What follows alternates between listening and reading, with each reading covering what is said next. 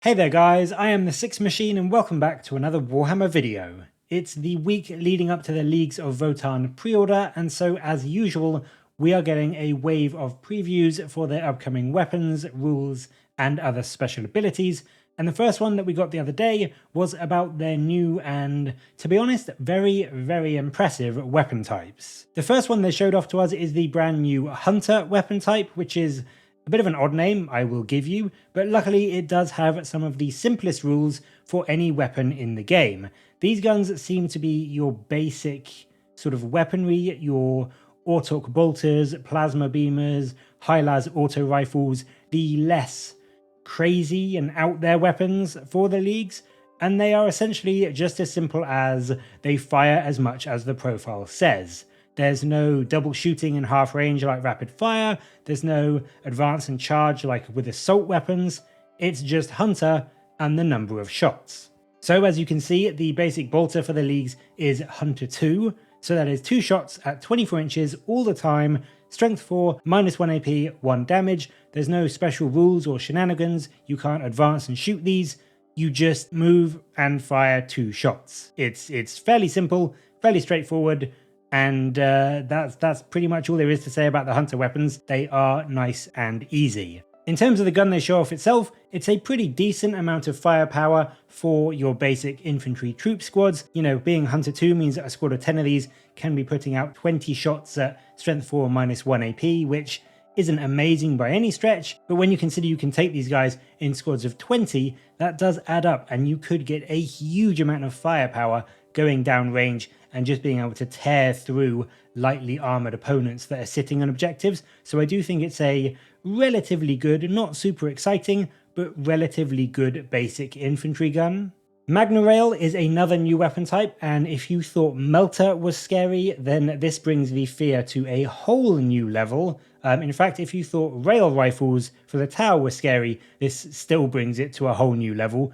Much like melter guns and multi-melters, these come in a range of types, some for your infantry, others for vehicles, but they do all have the same set of rules, whereby not only can Invuln saves not be made against these weapons, great, but also on unmodified wound rolls of 6, the damage spills over to other enemy models.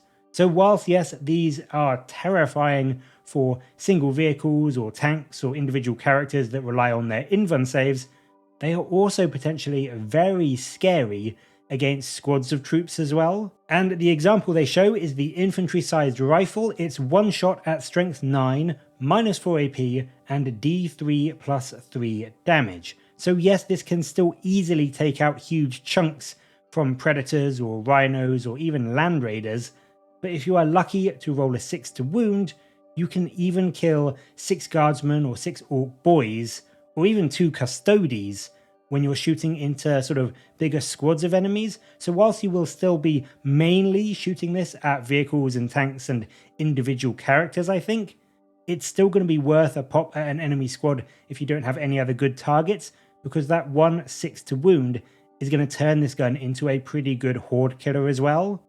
Oh, and it's probably worth mentioning as well that Uthar, the named character for the leagues, can turn a wound roll to a 6 once per battle round. So yeah, you can pretty much get a guaranteed 6 with at least one of your Magna Rail guns every single battle round if you really need to have some wounds spill over. So that is going to be a genuinely terrifying combo, I think. The final new weapon type they show off is the classic beam weapon, and we've seen these style of weapons before, but obviously not for the leagues.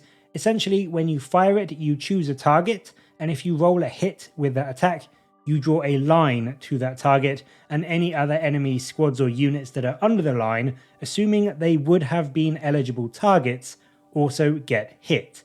And the eligible part is important because you specifically cannot use this to snipe out characters that are benefiting from Lookout Sir, or to hit units that are behind LOS blocking terrain. It doesn't work like that. It specifically calls out that you can't do that, but still, being able to hit multiple squads with some pretty strong firepower is still a very powerful ability. And the weapon that they show off, the SP Heavy Conversion Beamer, is 2 shots at strength 8, -3 AP and a flat 4 damage, and also gets an extra hit against enemy units within 15 inches. So say you have an enemy squad 4 inches away and your main target is 10 inches away, you roll 2 dice because the gun is 2 shots, and if both hit, you've just scored 6 hits.